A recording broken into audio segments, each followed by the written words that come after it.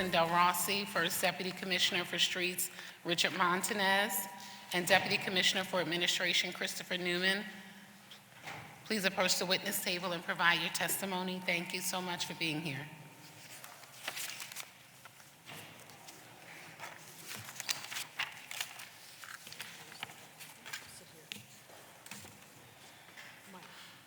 And while they're approaching, thank you so much, Commissioner Del Rossi, First Deputy Commissioner Montanez, Chief Engineer Stephen Lorenz.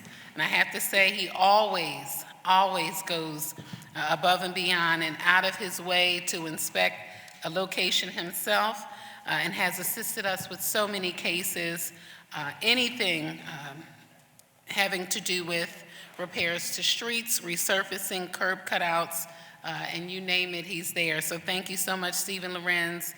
Kasim Ali, Chief Design Traffic Engineer, Harry, District Traffic Engineer, Nicholas, District Traffic Engineer, who assists with the speed studies, traffic signs, and lights. Patrice Newble, thank you so much, Chief Street Lighting Engineer, and for all of your street light assistance, as well as Amber Porter, administrative assistants, and then of course Otis Mike Carroll. Thank you so much, Mike Carroll. So you now can begin your testimony.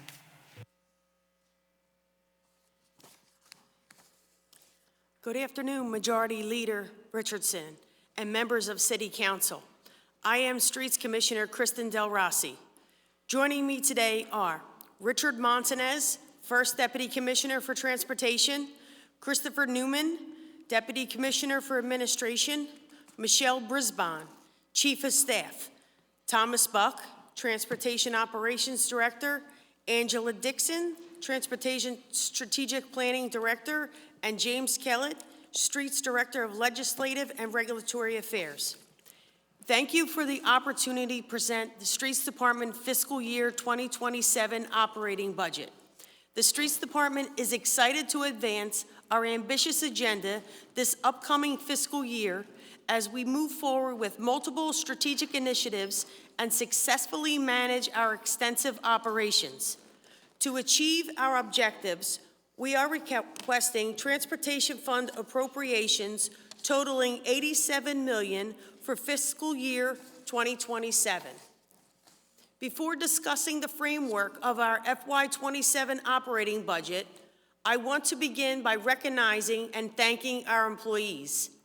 Their work is highly visible, challenging, and physically demanding, yet their commitment to making our streets and roadways safe is unwavering. On behalf of our entire department, I extend my sincere gratitude for their professionalism, resilience, and pride in serving the residents of Philadelphia. Our FY27 operating budget reflects a continued focus on our core transportation services while making strategic investments to improve overall operations. Safety remains the forefront of our work, and this budget reinforces our commitment to Vision Zero and its goal of eliminating traffic fatalities and serious injuries. We will continue to implement effective traffic calming measures, improve street and intersection designs, enhance signage and roadway markings, improve street lighting, and advance critical and innovative transportation public works projects. These efforts are essential to creating safer streets for all users, including pedestrians, drivers, and cyclists. And a recent significant decrease in traffic fatalities during 2025 is indicative of our ongoing commitment and success in this regard. A central priority in this budget is addressing street conditions and repairing roadway defects. By improving roadway repair activities, we intend to extend the life of our streets, reduce long-term costs, and provide safer, smoother travel for users of our transportation network. This is clearly demonstrated by the department's recent and highly successful resurfacing activities. I am proud to report that for the second consecutive year, Streets anticipates achieving over 100 miles of city roadways resurfaced, a feat that has not been accomplished since fiscal year 2004. In addition, our FY27 budget incorporates a $2.5 million investment establishing the One Philly Pothole Squad, 6 new pothole response crews deployed throughout the city, each exclusively dedicated to repairing potholes and identifying other street defects quickly and comprehensively. These new squads will have a considerable impact on the number of potholes and defects fixed throughout the city and on improving roadway conditions for streets not scheduled in paving out years.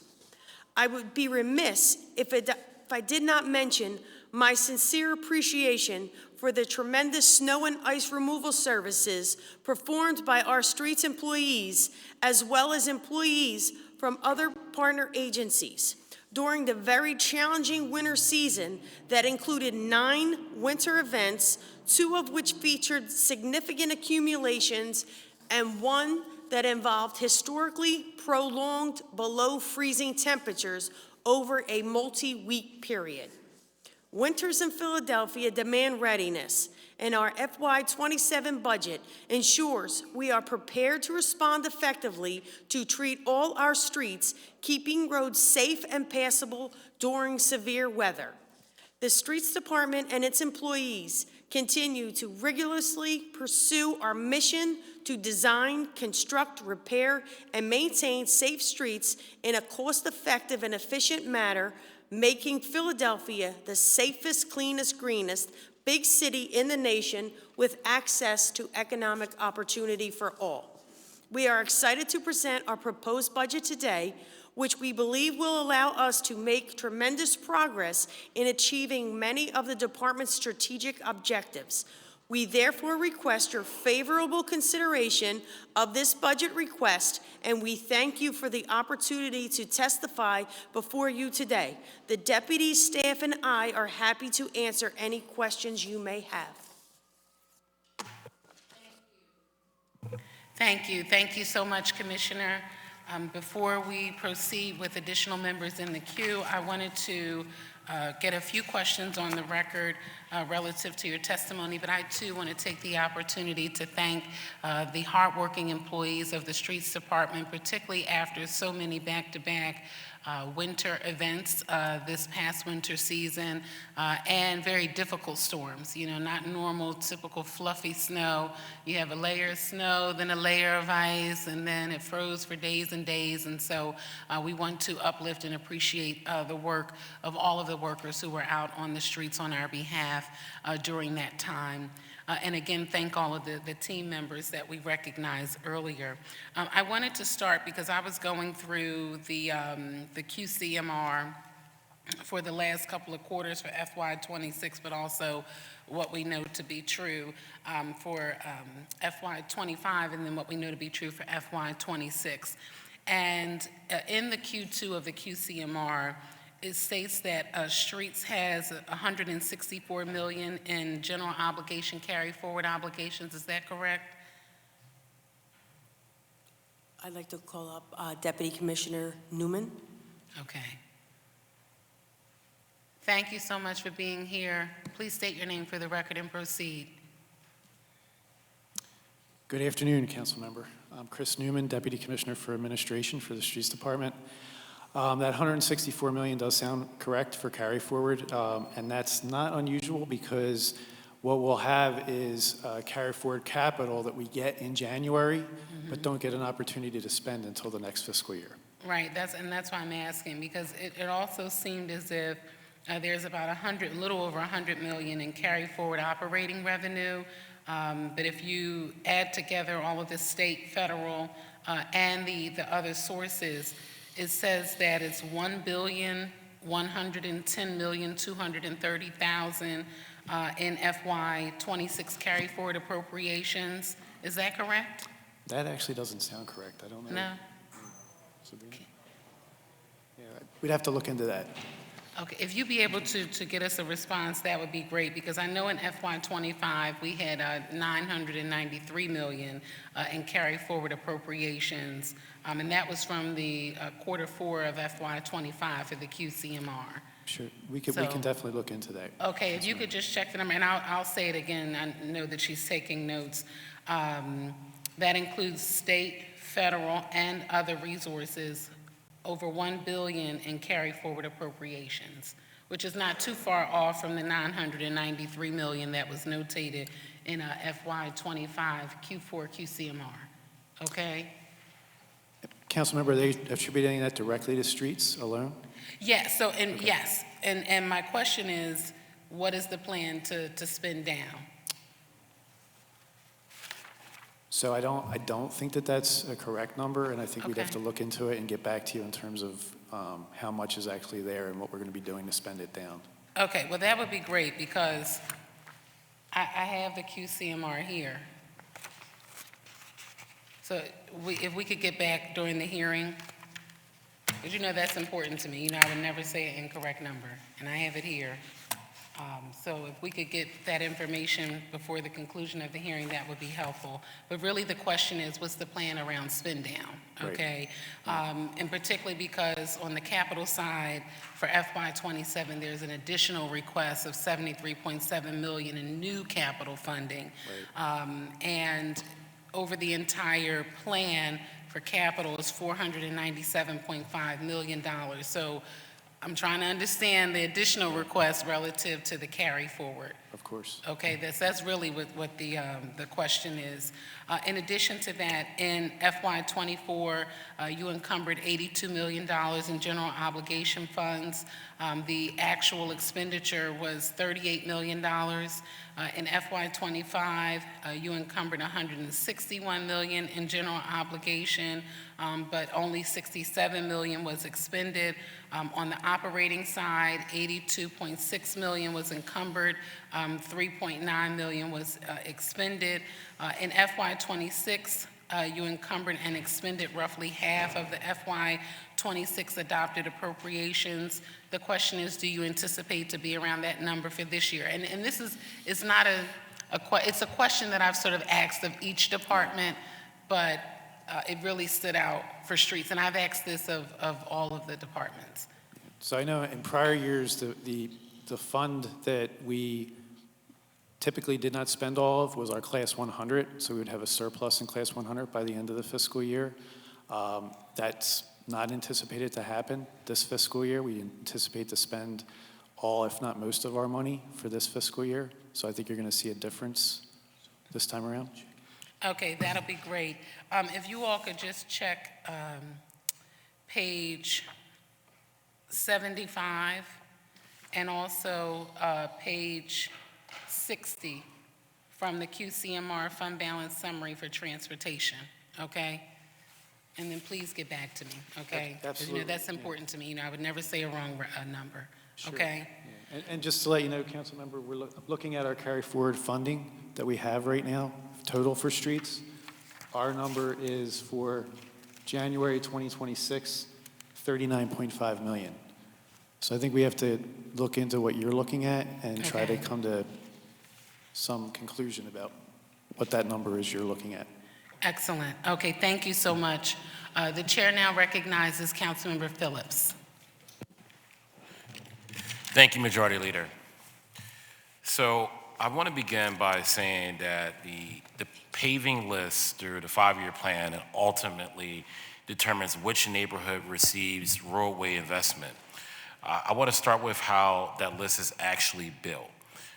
Can you walk us through step by step how the streets are selected for paving and what particular factors are used to determine which streets are prioritized first? Thank you, Commissioner. Thank you, Councilmember, for your question. The city primarily completes resurfacing in a multi-step process. Currently, we are using a twofold approach to assess our streets. We are, one, using a system that is a little bit outdated. We're in the process of looking at other information.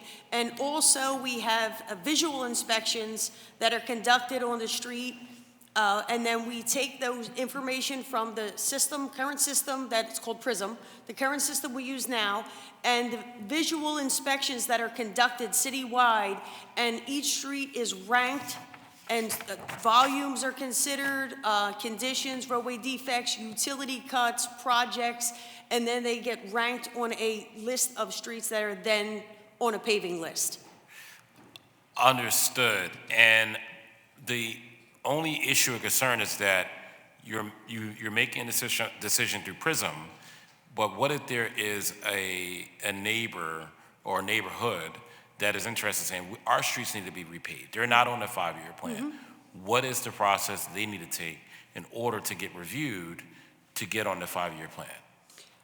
Well, we do take 311 calls, and we assess the streets that residents call into us, and we add, if we have some contingency in our paving contracts that go out. So if we inspect the street and it doesn't indeed need to be resurfaced, we can add it to the project. Just like Van Kirk was just Right. recently milled, and we're in the process of getting Gilham on the schedule. So we received a request, and we assess the streets, and we pave them when we're in the area. Thank you. So that's appreciate that. And just wanted to follow up on that and even more. What happens when if a neighbor wants to report that their street needs to be repaved, but they want to get a better sense of when the street is going to be repaved, right? Is there a service level agreement that that can be given to neighbors on the street repaving process? Yes, we do have service level agreements for paving. We have alley lights. Street repaving, it's a 60-day SLA for street paving. But Councilman Phillips, what we're looking into right now is we're piloting 2 programs, 2 vendors, currently in a 1-mile square radius that is using technology to assess our streets to better accurately assess and add them to the paving list. Can I just jump in with a little bit of an overview? And I'm going to give you a little detail on PRISM so you understand how that's come about. So PRISM goes back a couple decades. Basically what it's intended to do is to provide cities an overview of the expectation for the life of a street. And it incorporates information about the dimensions of the street, how it was constructed, the depth of concrete, a lot of details about the construction of the street. And it compares it to kind of an estimate of the amount of traffic and the kind of traffic that's on that street. So you might have buses or trucks or that kind of thing. It's very coarse, but it does give you a tool to figure out what parts of the city are going to need to get repaved more frequently, and you can compare that to the last time a street was paved. And I think what Commissioner Del Rossi is talking you through is some of the improvements we're going to implement in the future to get eyes on specific streets. We're looking at using AI tools and cameras, video surveillance as, maintenance vehicles go through different parts of the city. They can kind of take a picture of the street, feed that back into an algorithm, tell us whether that street needs to be paved or not. To the question of SLAs, there's a service level agreement around a street that is designated to be paved in a specific year. So when we tell you we're going to come out, we're going to start paving on that street, that 60 days is the window for that job. It's different than what I think you may be asking about is when a neighbor says, hey, our street hasn't been paved in a while. The fact is in Philadelphia, because of decades of underinvestment, I would say 90% of the streets are overdue for pavement. And so that's why we really appreciate the investment that council has made in paving streets at a more accelerated rate over the last few years. And that's going to put a dent in that. But there's no process, unlike for something like speed cushions or even potholes, for neighbors to reach out and say, hey, I need paving on my street, when are you coming? And for us to give them an answer, because we're taking a fraction of the city every year with the investment we have, given that there's about 2,000 miles of paving we need to do to cover the whole city, and we're taking about 100 miles at a time. So it's always the streets that are in the worst condition based on what we see in the PRISM system, plus what the Highways Division visually inspects. And also we get information when we see that there's an increase in potholes on a street, if you have a situation where a street seems to be failing, so cave-ins is a major factor in something like that. A lot of the paving that takes place in the city also includes utilities and developers taking a block at a time, but the streets department, when they're putting blocks and blocks and blocks together to come up with their plan, that's something that's programmed in a way that it's very hard for us to jump around the city to different places if a neighbor on one block says, hey, my street's an issue. That tends to be a maintenance issue we address with resurfacing around potholes, that kind of thing. Thank you. I would just kindly ask if we can, just to quickly follow up on that, because it's my time, but I just wanted to say that would it be possible for you to provide in the future in this budget, like a service level agreement that neighbors will have a clear understanding of what you just said, that we can share with them, here's how you look at the 5-year plan, here's the reasons why we can't necessarily provide a service level agreement, all that and more, 60 days. That would be really helpful for a lot of our neighbors.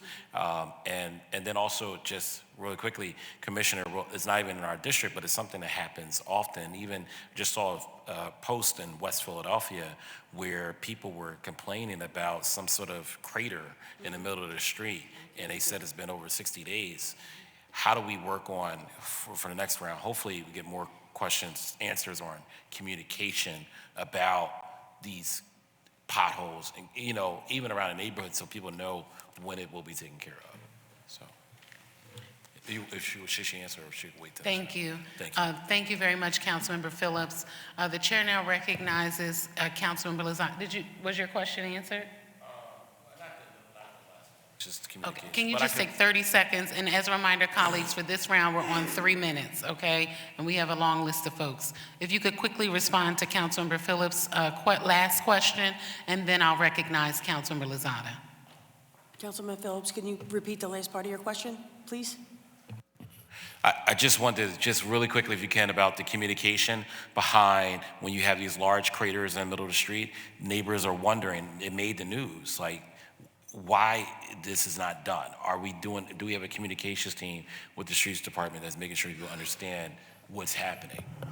Thank you, Councilmember. Yes, we are definitely trying to put out some things on social media because not all roadway defects are potholes. It isn't indeed like a utility ditch or something of that nature, or a sinkhole. So we're trying to educate everyone on the SLAs behind potholes, utility ditches, and sinkholes, but we will do better with putting that information out there. Thank you. Thank you so much, Commissioner. The chair now recognizes Councilmember Lozada. Thank you, Madam Leader. Thank you for being with us this afternoon.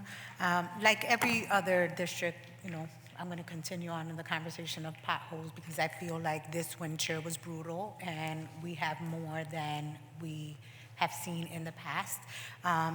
Just like my colleague, I'm trying to figure out how we get better response on getting them filled and responded to, as well as the need for us to proactively go out into different communities to just see the conditions of our roadways, right?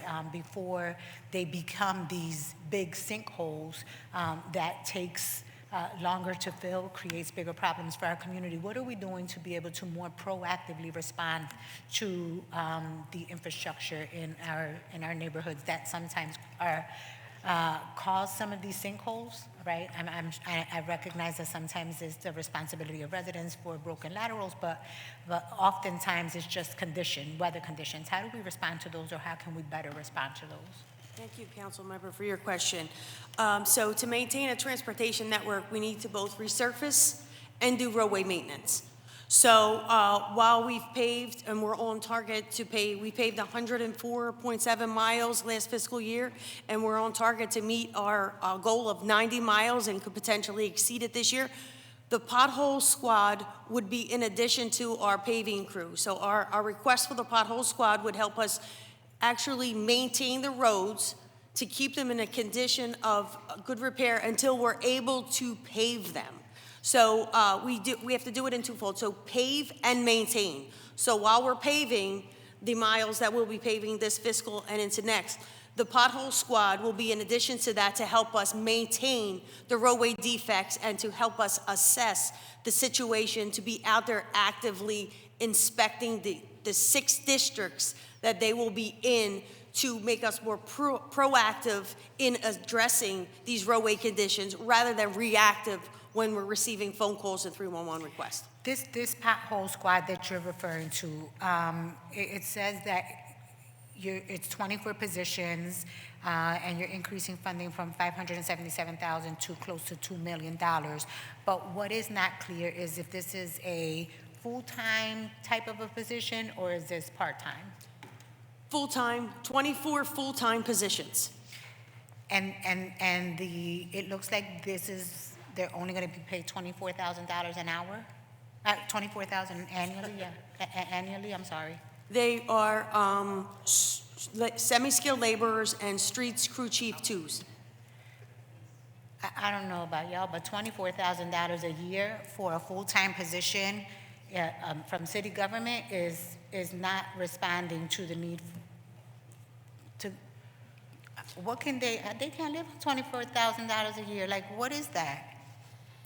And why? Why is it so low? Is it just me? I don't know. But $24,000, and we're talking about getting people out of poverty. And we, the city government, is going to pay you $24,000? Come on. Councilmember Chris Newman, Deputy Commissioner for Administration again. It's not $24,000. It's $42,000 at the minimum level for our semi-skilled laborers, and it's $52,000 to $54,000 for our heavy equipment vehicle operators. So Give me that that's salary what they again. would.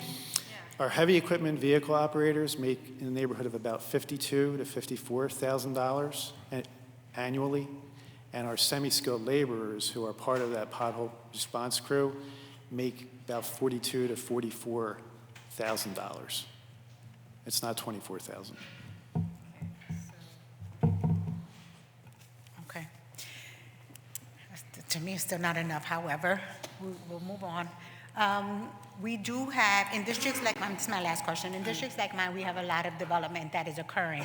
And many of those blocks see multiple projects happening at the same time, which cause issues to some of those roadways. I know that I've talked to Deputy Commissioner Montanez in the past, who has said, listen, it's the responsibility of the developers, depending on the number of units that are being built, for them to do the entire street.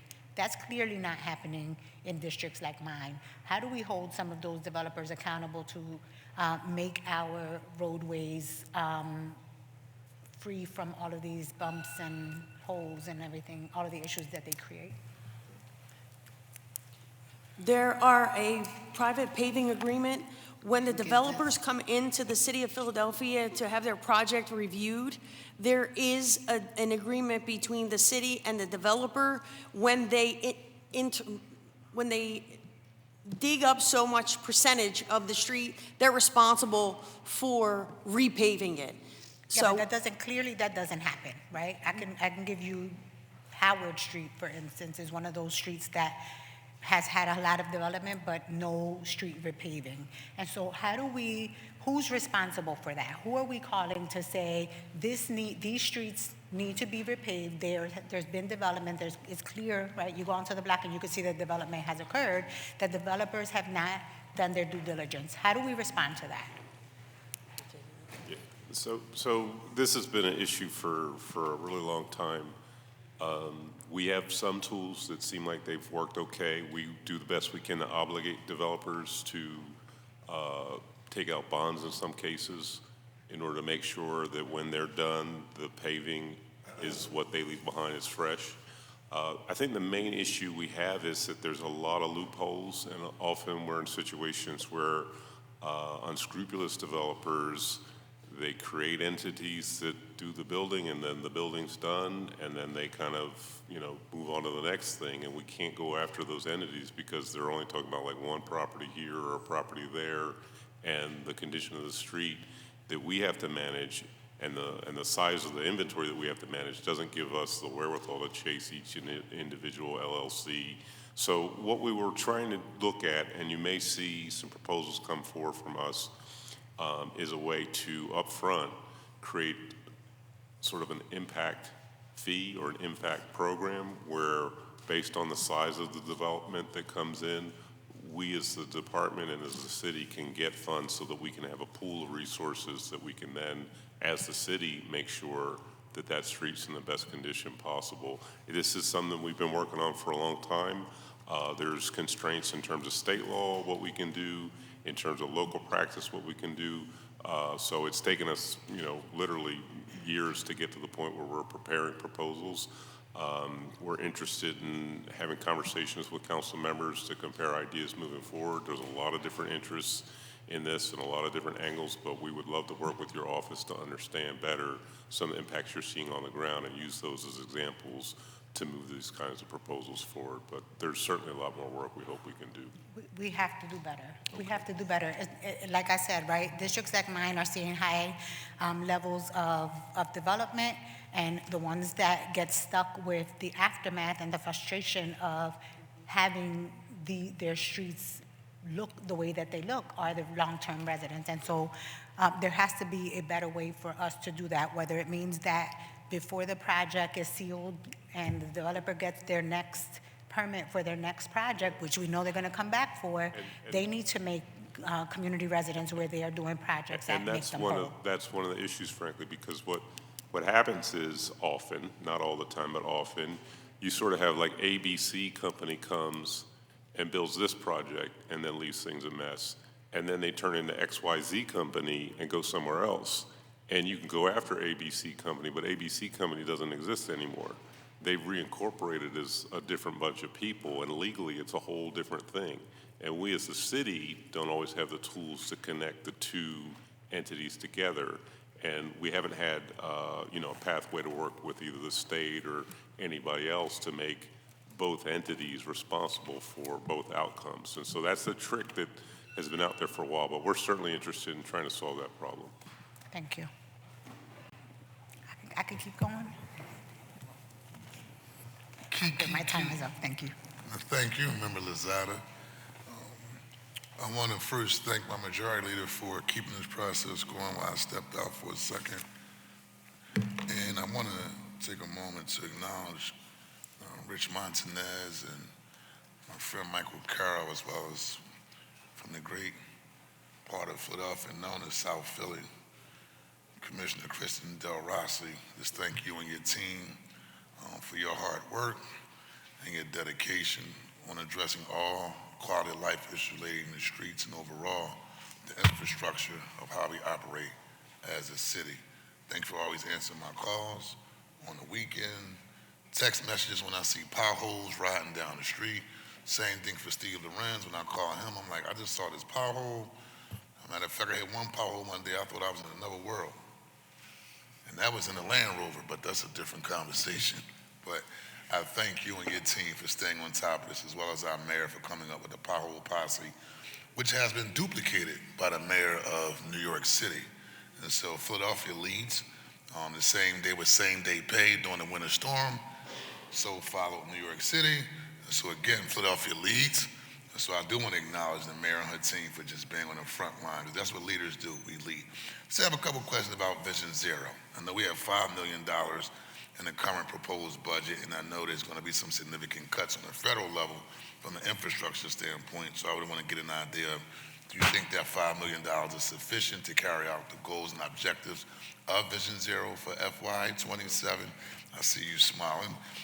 And I also want to get an idea of an issue that's near and dear to me, is the issue of daylighting. And I would like to begin to start advocating around that process. So what it would look like if we can do daylighting across the city of Philadelphia and come up with a comprehensive study to move forward with daylighting at intersections throughout our city. And so those two initial questions. So I'm just give my quick response, and then I'm going to ask if Kelly Yeaman can step up and talk about some of Vision Zero capital program. My stock response is that I never turn down resources when it comes to traffic safety and Vision Zero. So, I hope I don't get in trouble for saying that, but every little bit counts. We're very grateful for the $5 million in the proposal, and we're going to take on a variety of things, including traffic calming measures, and there's some items that, like I said, Kelly can talk about in our Vision Zero capital plan. So it's not just the $5 million. We're going to leverage that state money, the federal money, and other resources we have in order to get those projects done. So I'll turn it over to Kelly so she can talk about that.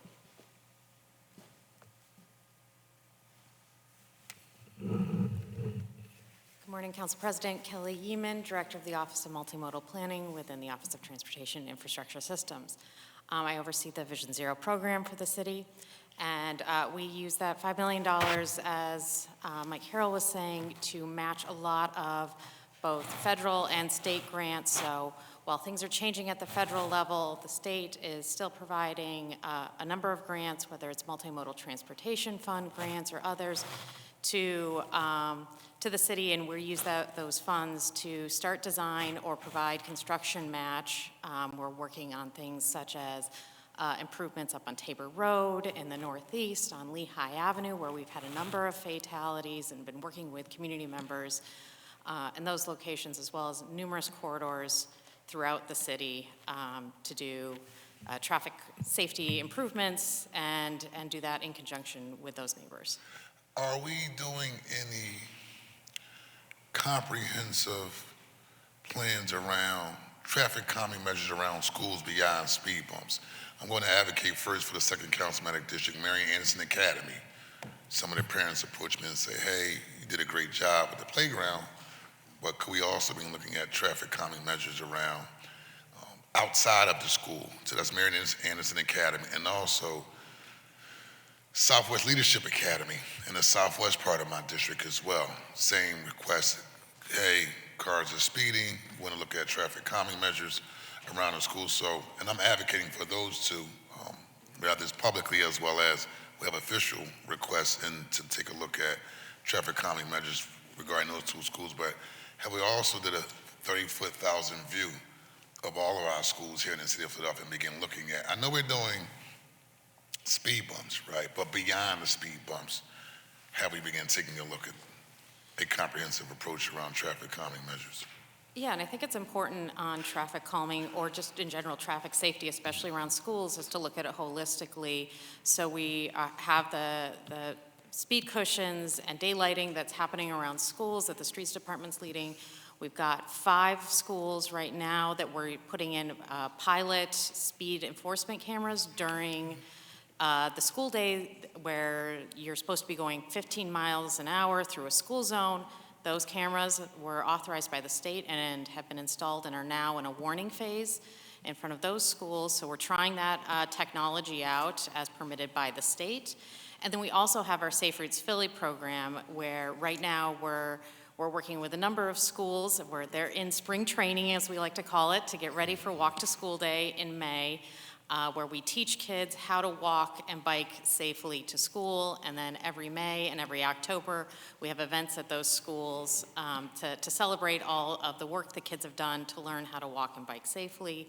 And we're really working with the school district right now in their Service Network 2 district in South Philly to get to all the schools in that district as a first pilot, and then ideally moving to other service areas. Where about in South Philadelphia?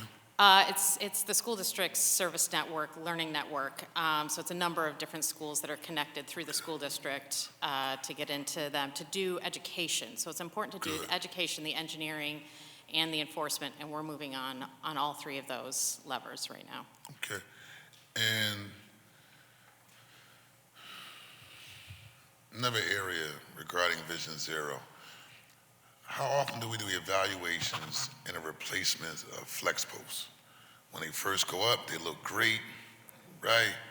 And as time goes along, and I'm particularly advocating for, I talked to Michael Carroll about this before in the past, any given day when you ride across South Street Bridge, particularly in the morning, during rush hour, you will see hundreds of people, like literally on bicycles, either students going to Penn or working nurses and doctors working at Penn, but I do see from my eyes that it's being utilized, right? And at one time, we had flex posts that actually I advocated for when CHOP did the new building, and we negotiated making sure we had a protective bike lane, and at that time it was flex posts.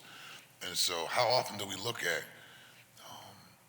replacing the flex posts when people tear them down, or when they just totally look like we need to change them because they're white, as time goes along, truthfully it becomes an eyesore more than just a protective measure to keep bicyclists safe. And so give us an idea of what that looks like. And also, I'm going to advocate publicly and privately regarding when you get past South Street Bridge and you're going from 76 to the University of Pennsylvania where the stadium is, that whole area should just have a flex post all the way down that corridor, right? Just to keep bicyclists safe when they go from South Philly and the Southwest. And so I would like to figure out what that looks like, Michael Carroll, and if I have to advocate for a budget on my behalf to get that done. I just think it's a worthy cause. Commissioner, do you want to talk to replacement? I can talk to, we are doing an evaluation, so I'll talk about the evaluation and then leave questions on the regular maintenance to the Streets Commissioner. We are currently evaluating the life cycle cost of of a number of delineators throughout the city. So we're going out and evaluating multiple times a year. How long is that delineator lasting in certain locations so we can provide better information to the Streets Department on where it would be most effective to maybe replace or upgrade something with concrete and where delineators are performing just fine and they're not having a high turnover rate. So that is something that my office is working on, but I'll turn it over to the Commissioner. Thank you, Kelly. The flex post that you're referring to will be installed in the spring on Spruce Street. I can't hear you say They're that going again. to be installed in the spring, the flex post spring? you're referring to on Spruce Street. Yes. Yeah, I was really South Street Bridge, I'm sorry. Yeah, South Street. Yeah, I was Yes, referring to South yes. Street. But since we touched on it briefly, and I see my colleague over there, Councilman Mark Squilliger, we share this issue together as South Philadelphians. We're already with concrete barriers along Spruce and Pine Street. What's the status of that proposal / vision? I'm going to turn it over to Jim Kellett. And I know we have like lawsuits going on and the Spruce and Prime lawsuit, and we just want to get an idea. We trying to obviously want to find a win-win for everybody, right? But we also want to protect pedestrians who bike as well. So we're trying to find strike that balance. Good afternoon, Council President James Kellett for the Streets Department. The answer is not going to be satisfactory in terms of a soundbite for where we are, because during the pendency of this litigation, we've been advised, frankly, by the Law Department in consultation with our colleagues in multiple units of the Law Department that we are going to we are going to wait on a final decision until the pendency of that outcome, and we can't comment, frankly, on that. Just want to get an idea. I would love to give you a better idea, but Cool. thank you for the question. Everything is on hold for the moment. Cool. Okay. Thank you. At this time, the chair recognizes Majority Leader, Councilwoman Kathy Gilmore Richardson. Thank you. Thank you so much, Mr. President. I think I was still in the queue, but I wanted to also thank Noel Marconi from Streets. Thank you so much, Noel, for being our legislative liaison. We appreciate your work. Also, we were able to get the additional information, so I just wanted to circle back to the last question so we have clarity.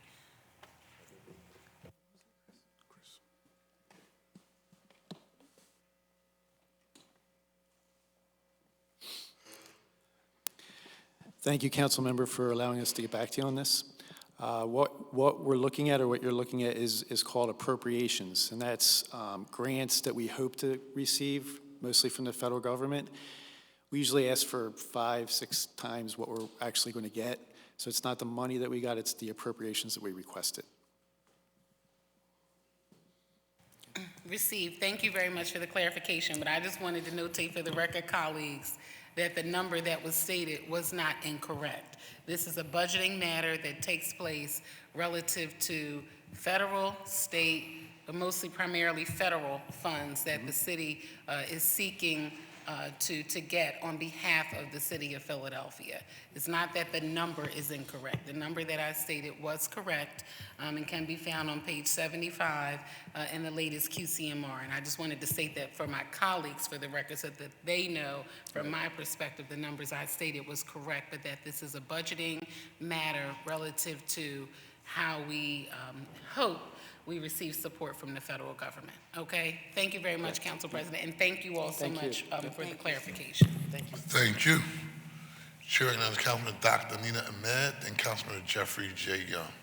Thank you, Council President. Thank you all for being here and for your service.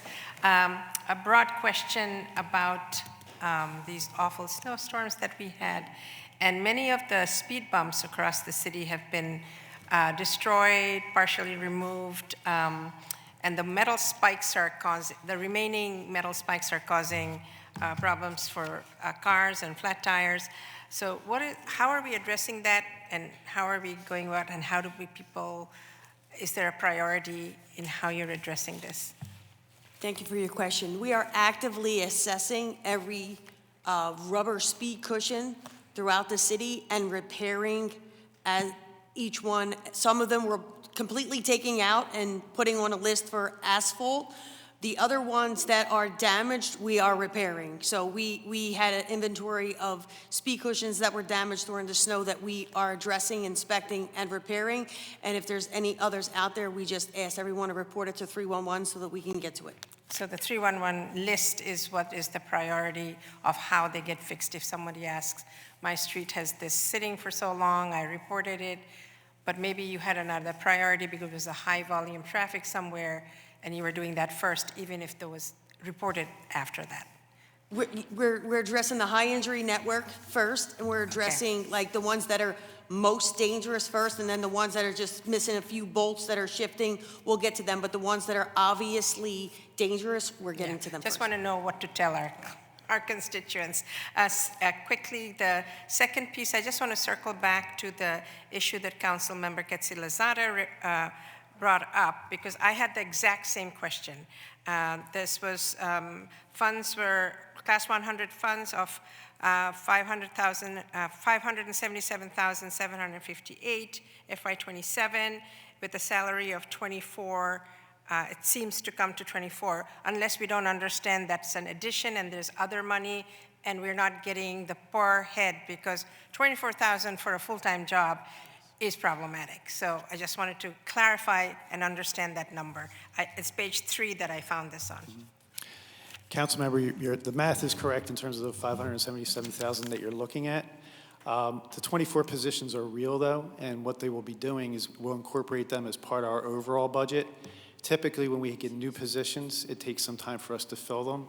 So that 24,000 is what you're looking at is when we fill them, how much we're actually going to be spending for that fiscal year. But up front, we're using existing vacancies to fill those positions right away, if that makes sense. So the amount of money they're actually making is based off of their annual salary, which I mentioned before, semi-skilled laborers at about $44,000, and heavy equipment operators at about $54,000. So just to be clear, the plus, it says plus 24 positions. This is adding to existing budget that's there, and that rate, salary rate will be adhering to the 42, and you're being aspirational in this 20 plus 24. Now, the 24 positions are real. They're going to be filled. As a matter of fact, they're getting filled this fiscal year before they actually become budgetary positions. We're filling them now. We're filling with vacant positions. But by the time we fill those extra positions later on, by the time we fill them, it'll be later on in the fiscal year, so we don't need the full $42,000 per position. The $24,000 covers it because we fill them later on in the fiscal year. And So I know that's confusing. Yeah, but look, where's the balance going to come from of the 24? So if you look at FY28, Yeah. the next 577,000 amount comes in to cover those positions when we go into the next fiscal year after that. So just, the reason we ask these questions, our It's complicated. constituents Yeah, it's very do not complicated. understand this at all, let alone us understanding it. So there has to be a more clear way of presenting this information so we know what are we actually dealing with, because all we have is these numbers, and we just, this divided by this is what we come up with. Both of us came up with that. So I just behoove you to give more detail somewhere so we are clear about what we are telling, because we're going to tell people to apply for these jobs, and we have to tell them this is the salary range. So just, and quickly, my last question is about the Schuylkill River Trail. I got complaints from constituents about, it's very crowded at certain times of the year and certain times of the day, and there seems to be all kinds of vehicles, people on foot, you know, people on e-bikes, people on bicycles, it's whizzing by. There's no demarcation of where, any kind of lanes for anybody, and it's actually quite dangerous. I've walked it myself. So I just wondered how you control, you know, who rides on that, who walks on that, and how they maintain speed, or how do we manage that space for Vision Zero kind of questions? Yeah, so this, you know, it is a Vision Zero issue. The sort of like the designation of space and the, you know, maintenance and any improvements on the trail would be taken up by the Parks and Rec Department in coordination with the Schuylkill River Development Corporation, but we can take those concerns to them. I do have a seat on the board with the Schuylkill River Development Corporation. You know, these aren't new issues. I think the trail turned out to be a lot more popular than a lot of people thought.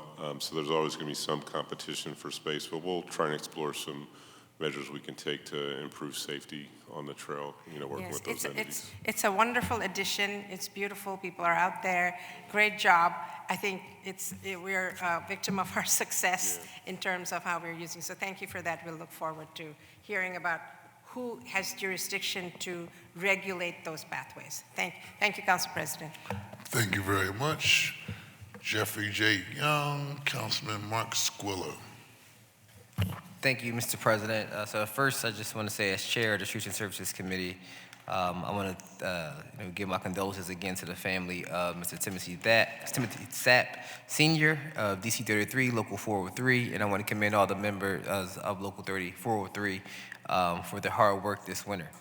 One question I have is regarding when we had this emergency storm and we utilized the same-day work and pay folks. Those folks got uniforms. Can you tell us what is the plan, I guess, for those uniforms now that we're no longer in an emergency? Do men and women of DC 33 get Streets Department issued uniforms to perform their jobs? And can you tell us what investments the city is making, if not into those uniforms, those proper uniforms, to ensure the safety of the men and women in the Streets Department? Good afternoon, council members. So we're going to have to refer those questions to the Office of Clean and Green, which administered the work that was being done by the same-day work and pay team.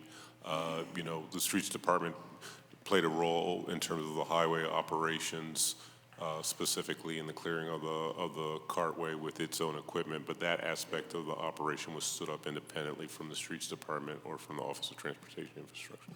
Thank you. I'll make sure that we get that question over to that correct office. Thank you for that. Earlier today, I was hearing testimony about the repavement schedule.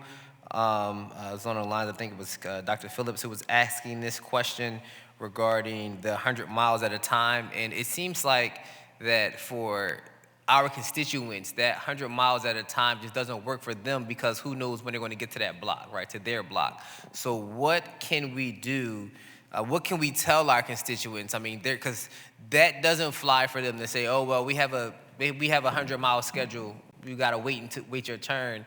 When their turn when they've been waiting for the repavement for years, it seems like. So what is it that we can give our constituents, right, because they're on us, what can we give them to kind of ease their mind about the pavement schedule? I mean, it's, you know, I have the schedule for my district, but it's like, it seems like there are streets that were repaved a few years ago that already needed again, right? And so what can we do to really reassure the taxpayers that their tax dollars are being put toward things that affect their everyday life when they're using our roads? Yeah, I mean, there's no easy answer here. I just want to be clear about that. It always comes down to budgetary priorities.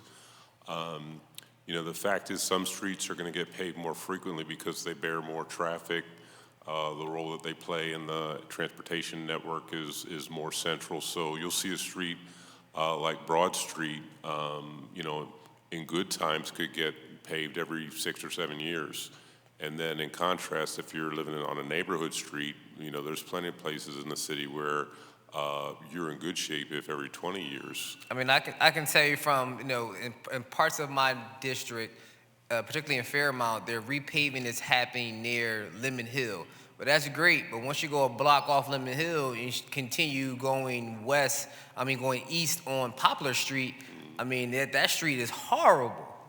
And so how are we, you know, we use that route, that street is going to be used heavily during this summer because of the FIFA Fan Fest. And so we're asking for some investments into that entire street, not just that street that's near Lemon Hill, because of the heavily traffic that's going to happen throughout this summer during that time. So can we get that a little sped up on our timeline? That I think those residents in that community would really appreciate that, given the amount of traffic that's going to be in that neighborhood this summer. Yeah. Well, speaking to that, we, Philly soccer, anybody who's listening should not drive to Lemon Hill. You should not drive to They're going Lemon to be Hill. catching Ubers. I mean, it's going to happen. There might be some Uber traffic, and we'll try and accommodate that. You know, we certainly want to make sure people are taking advantage of enhanced public transportation options. So there'll be a lot of SEPTA vehicles using Girard, and Philly Flash is going to stand up some additional service. So I don't want to go on and on, but I really do want everyone to get the message: ride a bike, walk, take a bus, you know, take a train, go on the trail, if you're going to FanFest this summer. But to your point, we will try and take a look at Poplar Street. You may have heard before some of the tools we're looking at, you know, streets that are in bad condition, that carry, you know, arterial levels of traffic, definitely need to get a good assessment, and we're looking for better tools to do those assessments. But we certainly appreciate all the investment that we've seen in the most recent budgets, and I feel like if we can keep up this pace of paving, things will get better. You know, we have to do that paving in conjunction with ADA ramps, which is also important. So it comes down to budgets. It just comes down to making sure we have the resources to do the work. Thank you for that. Mr. President, is there a second round of questioning for this panel? I just want to know. We would try to stretch to get to her if y'all want to stay after 4 o'clock. All right, I just have one more question then. Line painting, can you tell us what's in our budget to restripe our streets this year? I think that's the most simplest way we could do traffic calming. It's just by repainting the lines that are in our streets so the cars actually know which lane they need to be in, or vehicles, all vehicles need to know which lane they need to be in. So can you tell us about what's in our budget for line painting and what is the process to, I guess, have our streets, have our lines repainted in our streets?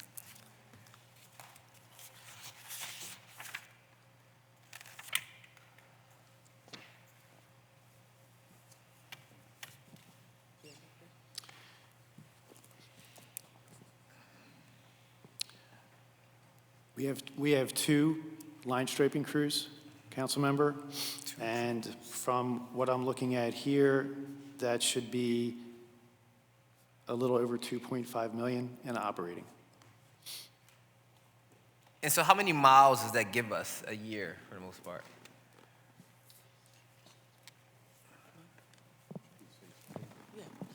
The line striping crews the intent of the line striping crews are to keep up with the paving. That's why we have the second line striping crew. When we only had 1, we were falling behind, but with the 2, the intent is to be directly behind paving. Thank you. Thank you, Mr. President. Thank you very much. Chair recognizes Councilmember Squilla, then Councilman Jamie Gautier, Phillips, Bass, and Lozada Driscoll. Thank you. Thank you all for being here and always taking our calls and trying your best to get to our services. But my question is, we have passed resolutions in council to have the speed cushions at parks and schools, and I know we've been rolling them out. What is our budget for the speed cushions around those facilities, and when do we expect them to be done? Our speed cushion budget is 1.5 million. And will And that, Our target is 50 schools per calendar year. and so how many years would that be before we're Well, done? our backlog, we have about 300. I did the math. It was like 6 years to get all schools that are in the backlog. So, is that something that if we increase the budget on those speed cushions, would be able to do more in that year? We are actively installing speed cushions as our crews are paving the streets. And then we have 2 contracts, that on-call contracts that'll help us install the speed cushions as well. So we anticipate we'll pick up the pace. All right, so if there's an increase in the budget, then we should see an increase in those schools, because it's always, some schools have them, some schools don't have them, and the ones who don't have them, feels like nobody's paying attention to them. You can't do them all at the same time because of budgetary restraints. So I guess the question is, if that was increased, then you could do more. Yes, if the funding is increased, we could definitely do more. All right, thank you. All right, question about crossing guards. Because crossing guards, we always get calls and concerns about filling in the vacancies, people leave. Where are we with hitting our complement on crossing guards? And do we have a budget to account for the needed open spaces that we are required to do for schools? Thank you for your question. We have 837 budgeted school crossing guard positions, of which 774 as of today are filled. We have a vacancy, 63 in the vacancy as of today. And Managing Director's office testified the last time we said there was a vacancy of 80. It varies. So today's vacancy rate is there's 63 vacant positions. In your district, we are 77% staffed. Okay, now, out of that 800 that you're budgeted for, are there also a need to have more than that? Are there areas that aren't getting crossing guards because we don't have a budget for them? Yes. And how much would that budget, how much do we need to make sure we have crossing guards for every school? Well, we have 1,000, and the number fluctuates. It's 1,037 or 1,041 actual school crossing locations according to the schools that are open currently. So we would need the difference in budget between the 837 and 1,041. We can get you that number and get back to you. So around 200 Yeah. stay. I do want to flag, if I may, council member, that it depends, like the commissioner said, on the schools that are open in any year, and we know that there may be changes in the schools that are open over time. It also depends on the families and where the families live and, you know, where the students are coming from. So sometimes that'll add a need, and sometimes a need will go away when students leave elementary school, for example, and they go on to Yeah, I think we're just trying to get a round number on what we need. So we need to increase the budget to be able to add another 200 crossing guards is basically what my question was. So thank you very much. Thank you. I don't know, Mark. You know Kristen from South Philly, man. You asking all them questions. You know when Phillips is, you know, the Northwest come, like clean and green and sanitation, he just get all softballs. She's from South Philly, man. Take care of our own, but I'm just having fun. Kristen can handle herself. I'm just joking. The chair recognized now. Rue, you came back. You were in the queue. Already now? Great. Thank you so much, Council President. Thank you all so much for being here. I wanted to follow up on outdoor dining.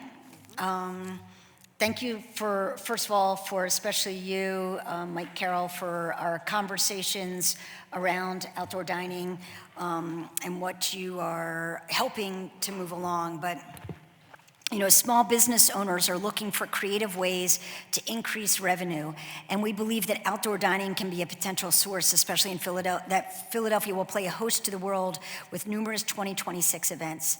Far too often, my office works with business owners who cite a cumbersome and confusing application and permitting process for streeteries and sidewalk cafes and get frustrated with the program. We've seen instances where applications can take up to a year, which our partners in the industry find unacceptable. Again, thank you so much for the conversations you've been having with us, but can you tell us how has the department worked to simplify and streamline the application and permitting process and to work with the Commerce Department to actively engage establishments around the program and its benefits? If I could put a couple more questions in there too. In December 2025, I passed my outdoor dining bill in an effort to improve opportunities for restaurants to operate sidewalk cafes by right. How has or will the administration and department work to increase outdoor dining capacity ahead of welcoming the world for 2026 World Cup and other 2026 events? And have there been revisions made to the Eclipse system for better communication and transparency between the streets and license and inspections? And I hope to get some bike lane questions in for too, but I'm going to throw that out for now. Thank you, Council Member. Yeah, I appreciate the chance to work with you and your staff on these issues. And I'll say that legislation you passed will hopefully simplify things for businesses so that, they can avoid, in many cases, the ordinance process, which certainly added a lot of time and work on everyone's part. The work you mentioned with Commerce, I think, is key. As you're aware and your staff's aware, we are working on a guidance that's specific to sidewalk cafes. We'll continue to refine the guidance that exists for streeteries, and I think with those two tools and maybe some, graphical-based summaries, that it should make it a lot clearer what people need to do so they can understand and visualize some of the constraints on what they can do. We certainly want to make as much as possible some of the information that restricts where these things can be automated or part of the process of applying so that people don't waste time and then find out that at the end that they're talking about a location that's not eligible either because of the width of the sidewalk or the location in the city. Make sure people understand ADA requirements, which is a big factor in this.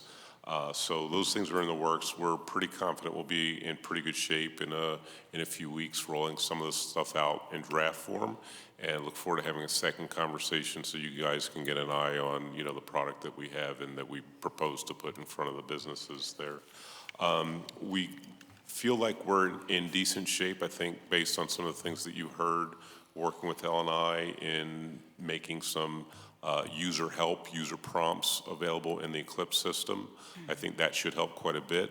Talking a little bit more with the folks in the right-of-way unit in the streets department, I'm very confident that they can take appointments with folks who feel like they have problems, do the outreach directly, especially on the technical issues that come up as folks are working their way through applications. We're certainly interested in making it clear when people do not need to have a design professional involved in the process. We heard from you several times that that was a real sticking point with different businesses.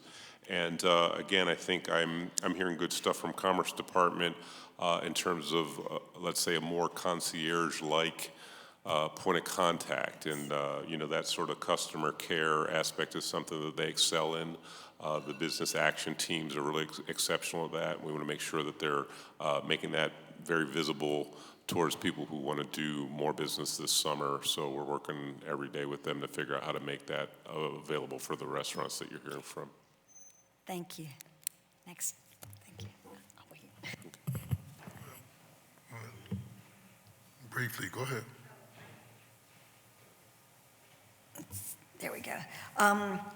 So I'm sorry, I had to step out, and I hope these were not asked already. I really did want to ask Vision Zero questions and to see how much funding was allocated in the FY27 budget for Vision Zero for installation, planning, and maintenance of bike lanes across Philly. How How is the department ensuring equitable distribution of bike infrastructure investments across Philadelphia neighborhoods? What portion of bike lane funding supports protected lanes with physical barriers versus painted lanes? What community engagement processes are used before redesigning or installing bike lanes in neighborhoods? And finally, how does bike lane expansion integrate with broader transportation goals, including climate initiatives and public transit access? That's about 5 questions, right?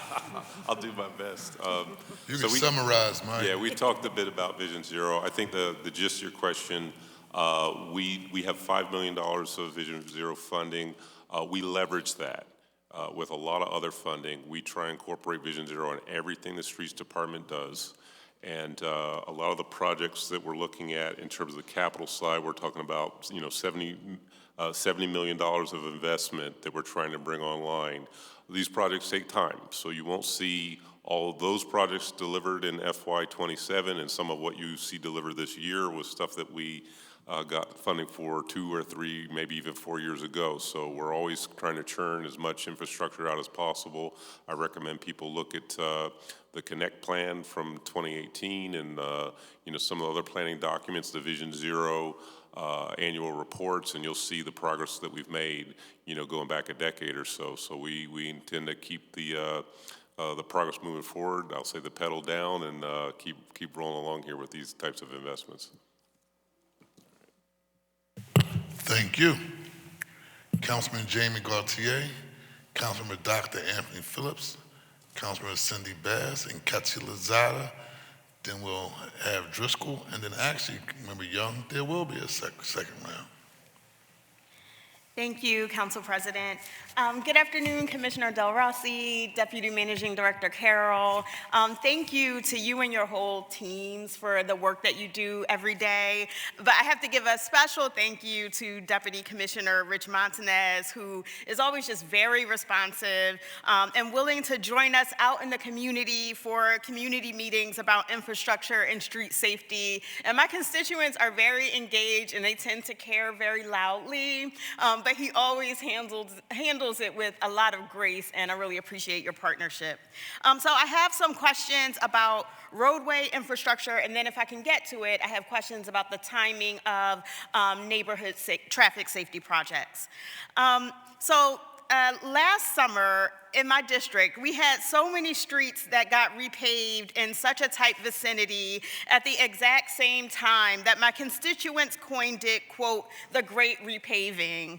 And while I'm certainly grateful for the attention and the resources, especially as I listen to my colleagues ask about when their districts are going to get attention, I do think that we have to do a better job at communication. And so I want to specifically ask how we can improve community engagement and notification so that so much chaos doesn't ensue as it did in my district last summer. And to be clear, my question is not about courtesy towing. I know that that practice is being modified, but most neighbors do not receive specific information ahead of time about when paving projects are happening, which creates quite a lot of disruption and stress. And that is especially magnified when the city is tearing up 5 to 10 streets within a couple block radius, because then no matter where people move their cars, they end up moving to a street that is getting worked on. And so I wanted to ask how the Streets Department plans to improve your public notice process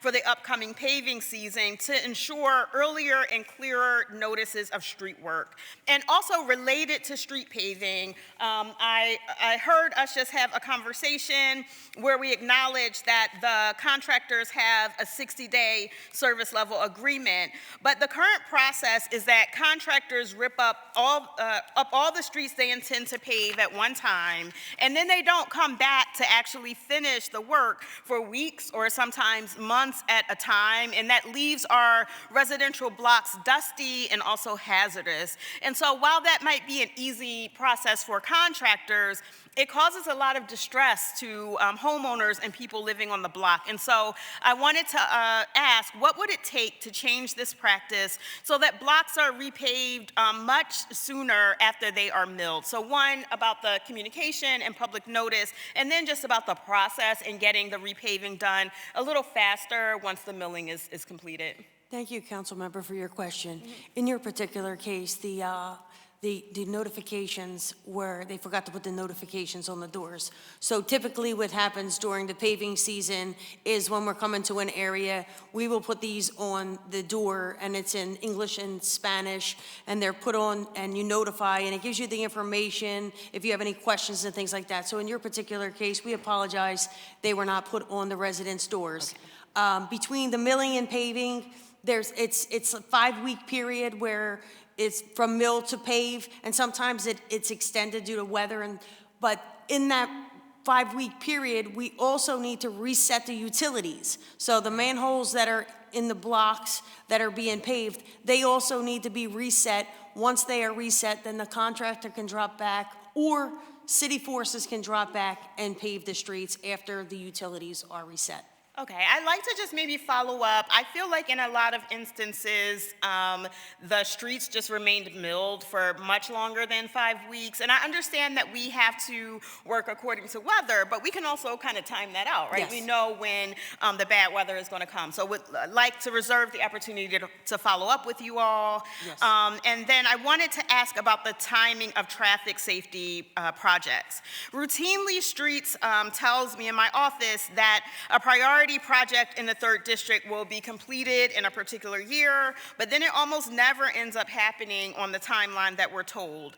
For example, there were 5 or 6 streets in my district slated to be restriped or to get speed bumps last year, and it never happened. And perhaps most egregiously, 2 new traffic lights that I helped fund at a key location between SEPTA's Trolley Portal and the Woodland Cemetery were supposed to get done in 2024, and then we were told they would get done in 2025, and now we're being told that it's getting delayed yet again because the Streets Department has to do FIFA-related improvements first. And again, this project was approved over 2 years ago, and it's especially concerning because these traffic lights were part of a multi-agency process that our government crafted and supported. And so that's something, frankly, that, you know, since there were so many important stakeholders involved, I don't understand why my office and I now have to fight or constantly bug you guys to get the project to actually happen and to prevent it from falling off of your list. So what assurance can you provide that this important work is actually going to happen this summer? I'll also add that this is, because the trolley portal is there and people run in the woodlands and there's a bike lane there, it's kind of a key area for us to be concerned about as it relates to traffic safety. Thank you for your question. Deputy Commissioner Martinez, do you? Mike, Deputy Manager. I think it probably makes sense for us to meet with your staff because Okay. there's a little confusion about which projects you're referring to. So I think we should probably sit down and go through that to make sure that we're all on the same page. In general, different things come up in different projects, and you know the time period you're talking about has been one where there's been incredible inflation. And so sometimes what happens is that we run short from the estimated funds to what we actually need to spend to complete a project. And so we have to accumulate the funds to finish the job and close it out. So that seems like that might be an issue on some of the jobs that you're talking about. There are often a few other things that can creep in the way. So there's been a few emergencies that have come up in different places. I think around the trolleys in particular, SEPTA had to do some work, which was an emergency work project that they had to take on. So we probably should sit down and fairly methodically walk through project by project to find out what details apply to the things you're talking about. We always want to get projects done on time because the longer they're open, the more expensive they are. Yeah. So we are very incentivized to close projects out. And if it's a matter of communication where we need to improve, then I think like many of the things we're talking about, we'll do better. We'll try and coordinate with you and figure out the best way to get the information you need in a timely way. Thank you. I look forward to talking about the project, and this would be a great one to get done for FIFA, right? So that people can actually visit this part of the 3rd District. Thank you so much. Thank you. Thank you, Councilwoman. I just have a question just following up on the Councilwoman's line of questioning around repaving. And, it brought to my mind that I'll just use my own neighborhood as an example. We had our streets repaved. They looked very nice about 2 years ago. And then about 6 months ago, the streets were just ripped up and for pipes to be installed by water or gas or whoever it was. Why have we not been able to get this down to a science by now that, okay, there's going to be piping laid, in 2026, in January 2026. So we shouldn't tear up the streets and redo them in, July of 2024. Thank you, Councilmember, for your question. We do have a GPS system that utilities, workers, they're supposed to put their information into the system, and it's supposed to flag conflicts. And there's also a moratorium in place where if a street was paved within a certain time frame, this should not happen. It did. It is. Sounds it's like still it happening. is. Unfortunately, that frustrates me more than anything when we go out there and Right. pave, because we know what it's like to get streets paved in the city of Philadelphia. So when that happens, we have the same frustration. On, So on we will- average, how much does it cost to get a street repaved? How much does it One cost you? block Yeah. with ADA ramps at each intersection is about $350,000. So about, like I would say in this little area is probably, it's 8 to 10 blocks at least that were paved. And so, it's just very disturbing that this coordination doesn't seem to happen. It didn't happen then. I don't know how we can get it to happen now. And even with all of the things that we have in place, clearly there still needs to be more. So I'm hopeful that you all will go back to the drawing board and try to figure this out. Because, listen, I can't walk my dogs around a block without a neighbor saying, we just got it done. Like, what's going on? And I'm going to give him Commissioner Del Rossi's phone number. Because, people are very mindful of the fact that it's expensive. A lot of blocks, want to be repaved and need to be repaved. And then we now have to go back over another repaving. So just a thought. We can, I'll get in touch with your office for the location, and we'll look into what the time frame was. Absolutely. Thank you. Chair recognizes Councilmember Phillips. Thank you, Chairwoman McBass. I too want to just say that thank you so much, Commissioner, I forgot to say, and Deputy Commissioner Montanez for working with me this past year on several different initiatives. And it's really appreciated. I'm looking forward to doing more, though. I want to direct this question to Director Carroll. Director Carroll, you oversee Otis, which sits in a position that connects the streets, the water department, SEPTA, and other agencies that often have work that overlaps with the streets department. Why are these systems, these agencies, still not communicating effectively when it comes to coordinating street work, such as the one we just mentioned? Yeah, so there's a few factors, and this is a goal that is always to improve that coordination. When it comes to the water department and the streets department, for example, and those are the two agencies that I have direct oversight over, there's a fair amount of the work that takes place in the water department which is emergency in nature, and that's the clearest way of putting it. And the fact is there's a determination that needs to be made when an emergency takes place as to whether that remediation is going to be taken on in a manner where then a contractor is brought in, or whether the streets department is going to play the role of the contractor. And there's no way to know that until you begin the construction work itself. So when there's a contractor that's brought in, sometimes that's something that happens on an emergency contract. There's a certain amount of contracting capacity that exists in the region and in the city, and when we're bumping up against that, there's going to be a delay because we need to wait for them to be finished with what they're doing to free up resources, to free up equipment before they go into the street. And that delay can affect sometimes the work in the street itself to restore something like a cave-in, or it could affect the finishing, the sort of restoration of a street after that work is done. And so you may see that the pipe was fixed, but it'll take, a week or two for a crew to come out and to backfill a hole and to pave the hole. With the streets department, it should be cleaner because the water department can communicate more directly with streets department staff. Sometimes, though, you have a similar issue where the streets department is engaged in other maintenance activities at the same time. And in this winter was one of the bad examples there because the streets department was engaged in snow fighting at the same time we were trying to address the restoration from some pretty significant main breaks that the water department was able to address on their own, but waiting for the streets department to come after them. Okay. And so I also want to thank you for that response. I think there should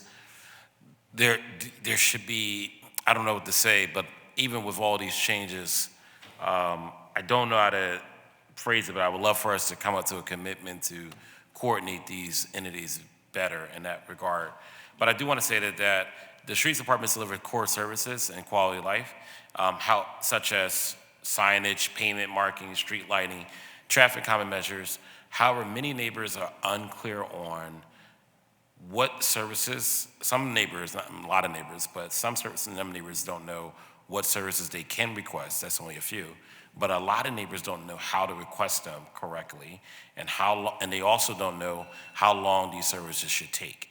Can we get a commitment from you all? We see it on the department website, all the services that are offered, but maybe a commitment that we can pass out to our neighbors in a nice, visual, like how to request these services, the service level agreement for these services, so that we, even our neighbor service people, constituent service people, can be able to direct our neighbors to that as well.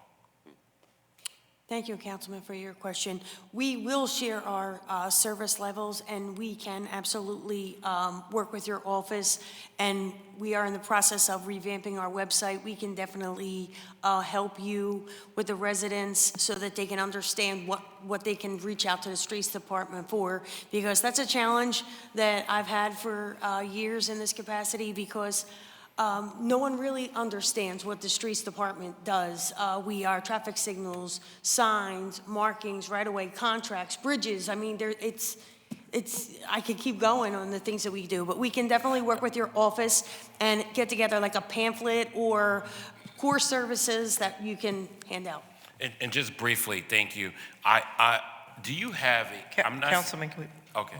I just dedicated communications customer service team. Is there a dedicated leader on your team that deals with like community relations and so forth? Yes. Who's that? We have our Director of Legislative and Regulatory Affairs who works with council, who works with constituents. Okay. And then we also have a communications manager who handles our social media and things of that nature. Okay, thank you. Thank you, Councilman. Yeah, thank you. Thank you.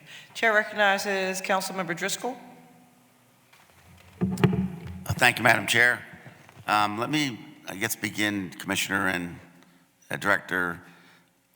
You're probably aware I've had my fair share of catastrophes in this 6th Councilmanic. And my comment is I just want to go on the record thanking both of you and Richard Montanez, and I see Steve Lorenz back there, for the professionalism and rapid response that I've received. And we're always working together on routine things, but you guys have surpassed expectations when it came to these big events. So I just wanted to put that on the record. The other thing I just want to comment on, that I think we want to get ahead of the PR curve as the speed cameras go on, particularly on Frankfurt Avenue. So I have Roosevelt Boulevard in my district. When I was in the House of Representatives, I was co-sponsored the legislation to enable the city to have these speed cameras.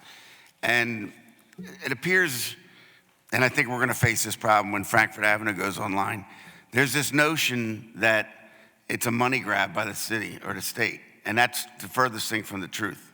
My district office is on Frankfurt Avenue. And I would say in the post-COVID world, there's this kind of chaos in the driving world that a stop sign is a maybe or a red light is a maybe. And the reason that we're doing these speed calming measures and these light cameras and speed cameras is because we have to save lives and to restore order on the streets of Philadelphia. So I guess what I'm asking is, perhaps through whatever districts it's going to affect, that as they go online, that we communicate in an effective way, both from the legislature and from the executive branch, that we're doing this, not just a warning notices, but a sort of a PR campaign that, we're doing this to help, and it's not a money grab. So thank you for the question, Councilmember, and I will assure you that Mayor Parker is already on that case, and she has implored both the commissioner and I to get out there and to share that message, to get on social media. We've had productive conversations with some of your colleagues to try and enlist folks in the community to echo that message. And so that is the order of the day, is for us to make sure people understand what we're doing and why we're doing it, and how effective it has been where we've done this work in the past. And you know, you're familiar with a lot of the statistics on the boulevard, but the number of speeding violations went down by over 90%. When the cameras were put in place, we saw dramatic improvement in terms of lower numbers of people getting killed and lower numbers of people being injured when those cameras went up. And so we hope to replicate that experience in other parts of the city where it's needed.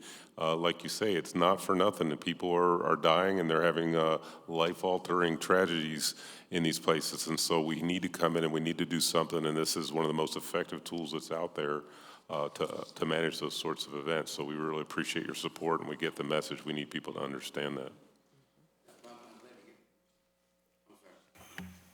I'm glad to hear that. But I just will caution you that the driver on the boulevard is going to be a little different than the driver on Frankfurt Avenue. Yeah. It's going to be the residential people that have gotten to these bad habits. And so I think that communication is going to be key. So thank you, and thank your entire department for your hard work. Thank you, Councilman. Chair recognizes Councilmember Young.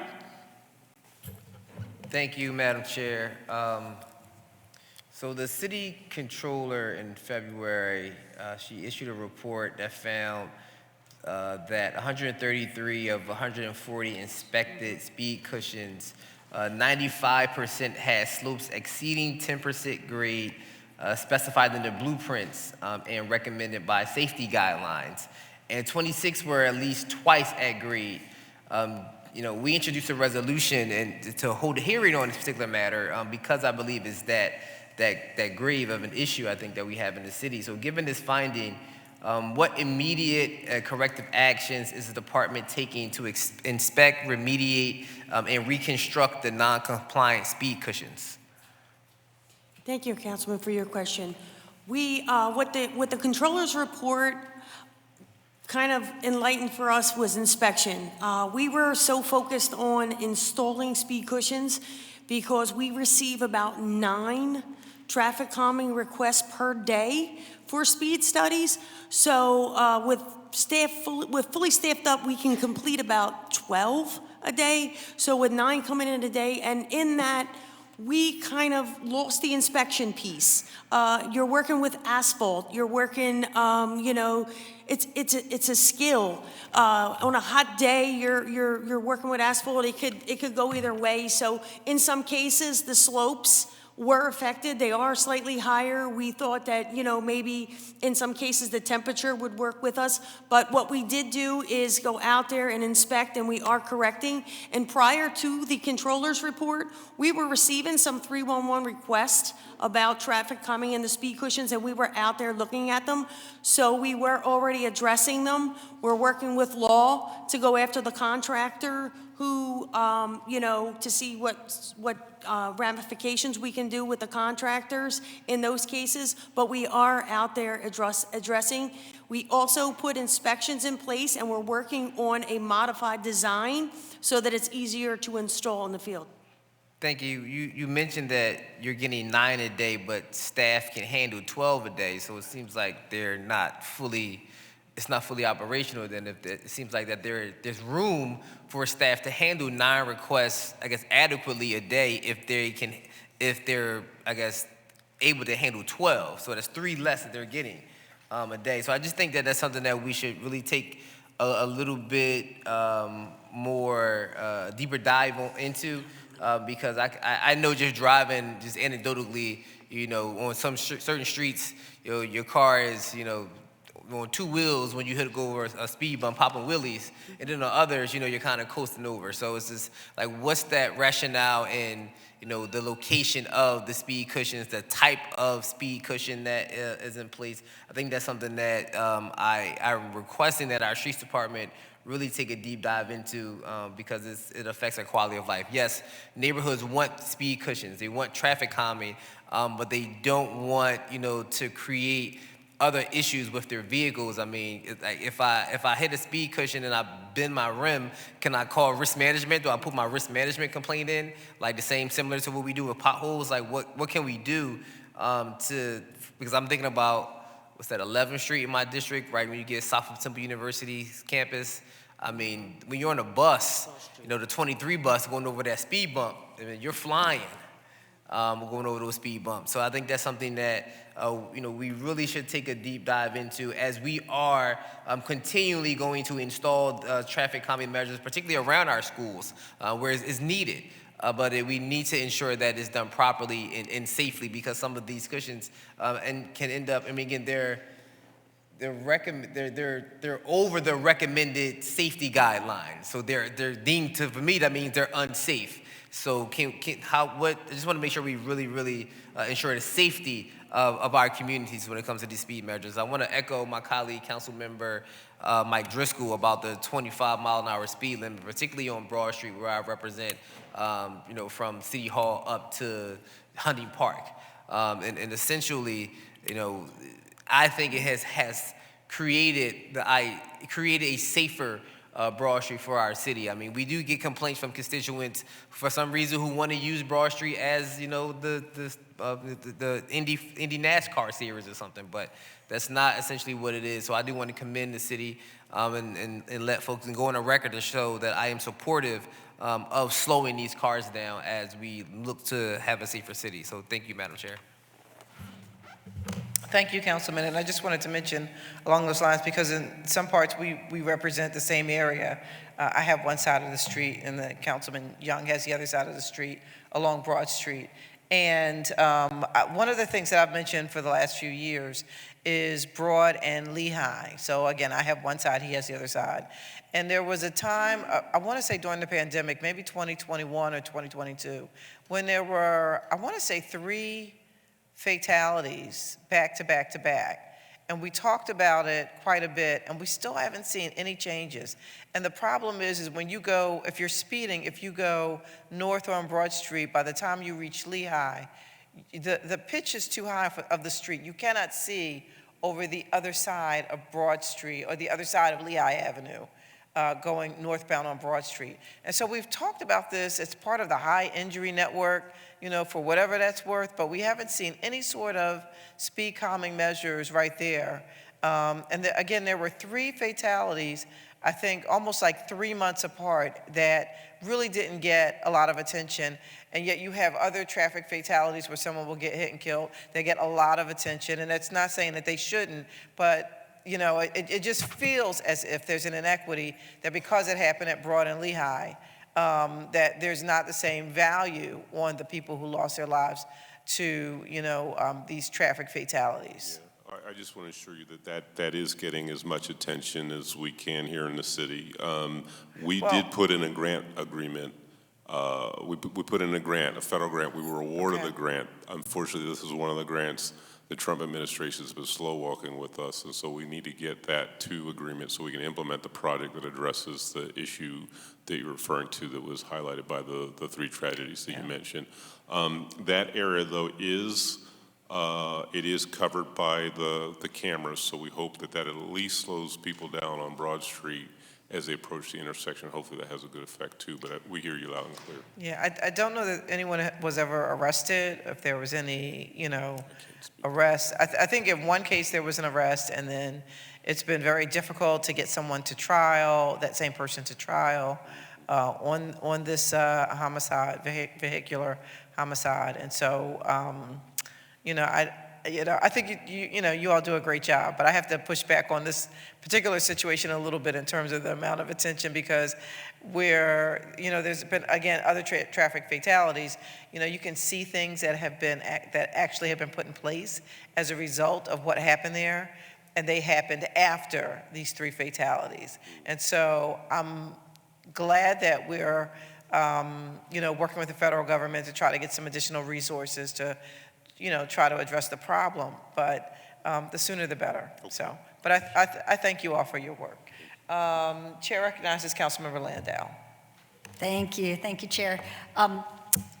I am the chair of the Technology Committee, and I wanted to talk about Street Smart PHL, which, I'll be honest, I didn't know existed for a long time, but I've been diving into it, and it is a program where you put in an address and you can click a variety of things from paving to permits, and at least has some colors show up and some things you can find to see what is happening around your neighborhood. They show you current projects and future projects. I know we tried. I'm sure we did this many, many years ago. It is slightly cumbersome, worse on the phone than it is on the desktop, and it doesn't really give you everything that you need. You've got to keep layering on top of it. So I had the first few questions as about, like, what metrics do you know about the website? Do people use that? Do you have a sense of how many residents use it? Do you know what functions are used most often? The paving, plowing, sweeping? Any possibility you can get the water department in there? Any possibility you can get some more real-time work in there, right? Sometimes I'll tell you a permit, there's going to be work. I come by, you go by that street, there's nothing happening. It's not really a change in real time. And so do you have improvements planned on it? Any expansion, any other layers? And I think that's it for now. Thanks. Okay, so for our permits, in Street Smart PHL, it's a GIS-based tool, so our permits, there's timeframes for our permits. So the contractor will pull a permit for, say, a week period, but it doesn't drill down on the exact day it's working. It just has the time frame in which it's open. We just recently, with our GIS, our GPAS application, our paving is in Street Smart PHL. That's the paving that we'll be doing this April, and it's from last year's funds because our funds for paving won't be available till January, so our next year's paving will be in Street Smart's PHL there. So it loads the information in, and we used it during snow, but I do believe in one event we had an issue with it because it's married to the route.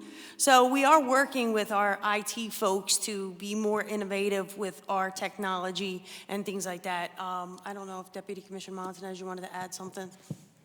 Good afternoon, Deputy Commissioner Richard Montes.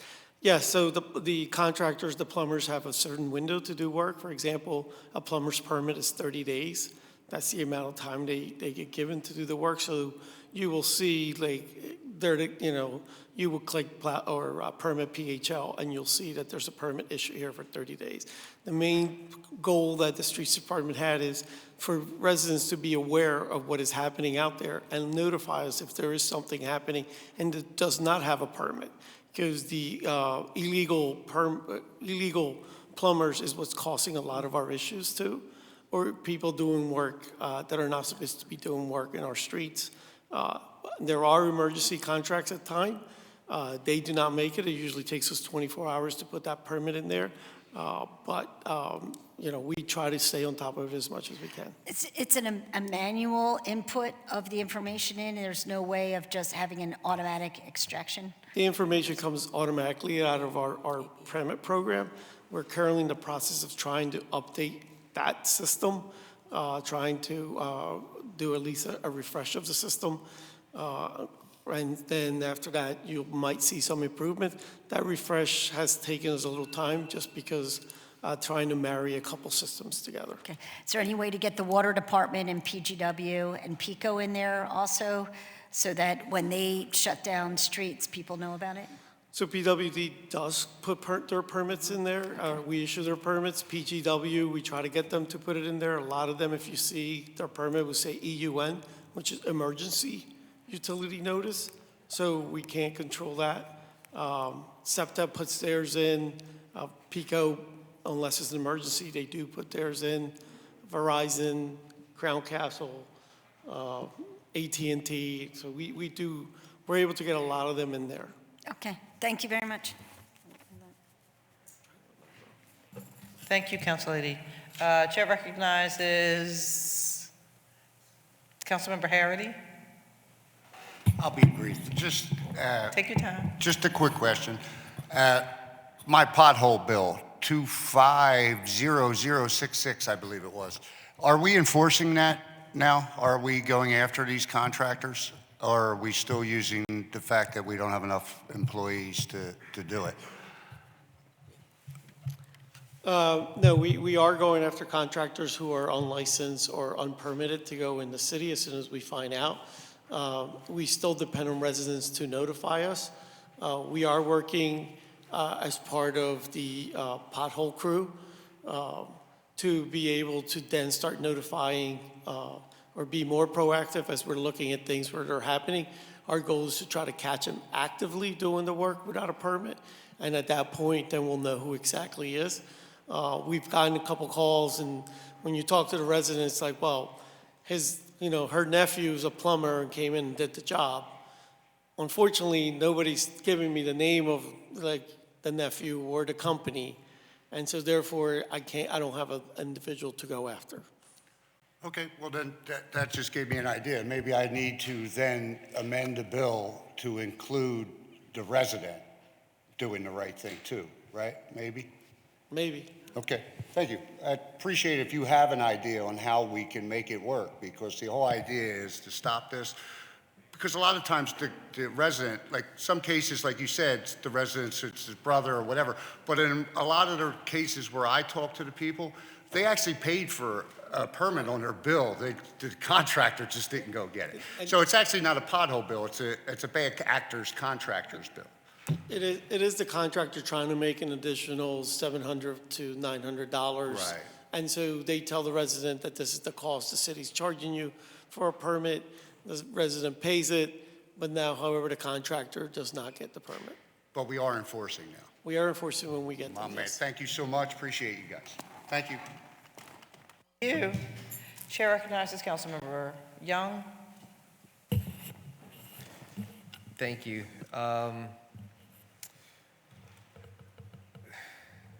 Can we talk about the issue that we have with our crossing guards? I know crossing guards are under the Streets Department now. Can you tell us what are some of the impediments that your department is seeing to hiring crossing guards and the placement of crossing guards at some of our high-need locations, high-need schools? So with our school crossing guard program, we see a lot of turnover with retirement because it's actually, in some cases, retired folks come out and get a second job as a school crossing guard. So we see a lot of turnover with that, as well as it's an opportunity when you come into the city as a crossing guard that it opens you up to other opportunities throughout the city. So we see people vacate positions for that as well. But we are actively working with communities and schools to try to get these vacant locations staffed. We have our next session is April 20th to bring in a new round of crossing guards, and then we'll have one more May 4th, and hopefully, we can get an additional crews in. But we are working in those areas that are lacking the most, which is the 24th and 25th police districts. Thank you. And one more question. I know we've been beating this to death, but it's because our constituents are hitting us with this potholes again. Mm-hmm. And so when we are filling potholes, we have our crews go out there. I believe that they're doing the cold patch potholes for the most part, refilling the potholes. I do know that when PennDOT has their crews out there refilling potholes, they get a call from, I guess, whatever their command center is, and their crews go hit the streets right away to refill those potholes. And there's a separate number to call. I want to say that 311 is very helpful, but sometimes in other places can get in the way. And I think that potholes is one thing that 311 can get in the way of efficiency for our residents. And so is there a way where we could have a separate line that goes directly to the Streets Department, that goes directly to those in operations, to fill some of these emergency potholes, because there are potholes that, if you don't see it, you are literally destroying your car.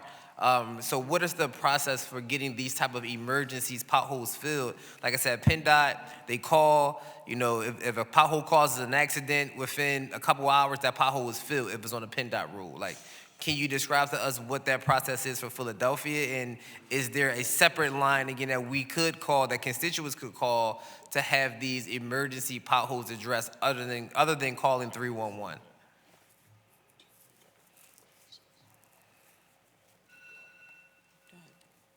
Okay, so I'm going to take on the part of the question about whether we could do something besides 311. And I think, that's not something the streets department can answer for. I think the way 311 is designed, it does address a lot of issues that the caller, maybe we don't see in terms of flagging things, for example, that are look like potholes, or maybe you think it's a pothole, but it's actually something else. So you heard the conversation about ditches, plumbers' ditches, for example. There's issues that we talked about earlier about cave-ins, and so it's important that there's one point of contact that can sort out what type of thing we're looking at. And 311 has proven to be the most efficient way to get that information to the right people. Sometimes what we see in the street is not going to be streets department's responsibility, either because it's the water department's responsibility or PGW's responsibility, and it takes a burden off the streets department to have a dedicated entity that has folks who kind of can read through a script, process the information, and then reach out. And when we know it's streets department, and then streets department gets the information from 311, they can just go deal with what they're good at dealing at, whereas opposed to something that's actually PGW may involve a potential gas emergency. We wouldn't want streets department getting those calls. We want that to get flagged separately for PGW or for EWD. So it's probably worth, incorporating some feedback. We can work with the folks in the managing director's office who run 311 to think about ways it could be a little bit more efficient, given some of the feedback that you're getting. But I just want to make, that clear. That's not something that the streets department should volunteer to take out of the 311 system, but, it's probably worth some more conversation. As far as the process, there's probably some things that the commissioner or the deputies can add. The streets department actually does often step in and take care of issues which are properly PennDOT's jurisdiction, because we have an ability to react more quickly. I think in general between the streets department and PennDOT, because those are the arterial streets where people are traveling faster, collectively we just want to partner up and get that stuff done as quickly as possible. So, some of the avenues, some of the major streets are going to get that attention just because of the fact that the traffic travels faster and there's much more traffic out there. Not to say that we don't take the issues seriously on the local streets and some of the neighborhood streets, but in terms of the risks involved and the consequences of having more time to sort things out, that tends to get a little bit more attention, and we certainly are thankful for PennDOT's response to this, but I think the streets department does get some credit for some of what you see out there as well. But I'll pass it off to the commissioner to talk about process. Chair recognizes Councilmember Phillips for a point of information. Just a real quick point of information. On Councilmember Young's point, I don't see anything reflected in this budget regarding communication and just the idea of helping residents understand processes of when and how things are going to happen. As Councilwoman Bash just mentioned, you just provided valuable information, but I'm not sure if every resident knows these things. Not just her, I don't know her specific her case, but it's just like in general, like communication standards are flawed in the streets department, which is why even in our department, we don't hear from our legislative person as much, right, about all the things that happen in the streets department. So I just feel as though communication has to get better, and there has to be someone leading that a little bit better. I'm not sure it's a budgetary item as much as just us coordinating with you guys and understanding, getting your feedback and figuring out how to implement it in the regular operation. We do have quite a bit of focus in the park administration on communications. There's a very strong team in the mayor's office of communications. MDO has some staff, and we're trying to build that staff up. So I think, independent of the budget, we should just, get down to ground with you, get around a table and figure out some of these ideas. I even think during a snow emergency, you can communicate. We came by with this street, have a car come by, put a little tag on a utility pole. Because I know people say directing people to the online website, but sometimes just having that visual could be really helpful. It's just everything that y'all do, you just have to tell timelines, communicate. Thank you, Councilmember Young. Yeah, thank you. And I just on the same note, can you tell us what is the, I guess the timeline from when a complaint goes to 311, it is verified that it is a streets department issue to correct, and then that pothole gets fixed? Because I've been complaining about a particular pothole in front of 16th and Cecil B. Moore for about, I don't know how long now, months, where the residents just stick a cone in the middle of the street because, that has happened. And I'm sure, can you just describe to us what that timeline should be when if the complaint is in, it's verified that it's a streets department issue to fix, and then the street department goes out to fix that issue? Once confirmed a pothole, our turnaround time is 3 business days. If the inspection is conducted and it is identified as another roadway condition, depending on what it is, if we have to call in another utility like water or gas or another agency that needs to come in and conduct repairs or inspection before we can do the final restoration, that takes a lot longer because it's coordination. But if it's a confirmed pothole, it's 3 business days. And if it is not a streets department issue, what we've been getting is that the 311 complaint gets marked like complete, right? And so then it's because it's not a streets department issue, like how can we address that issue when of marking it complete when it may be complete for streets, but the total job itself is not complete. So the resident is saying, I got this thing saying it's complete, but the hole is still here. That was brought to our attention, and we meet with 311 regularly, so we will make sure there's different codes when it is referred to another department, and then the message goes back to 311 is associated with that code. So we will work with 311 to make sure the right message goes back. Thank you. Thank you, Madam Chair. Thank you, Councilman. Chair recognizes Councilmember Gauthier. Thank you, Madam Chair. In last year's submitted Streets Department budget testimony, it said that, quote, Streets is on track to spend $567 million in bipartisan infrastructure law funding and has already committed $327 million for projects supported by BIL funds. Streets will work with Otis to identify, prioritize, and plan the remaining BIL-funded projects. Can you speak to how and where the $327 million has been committed?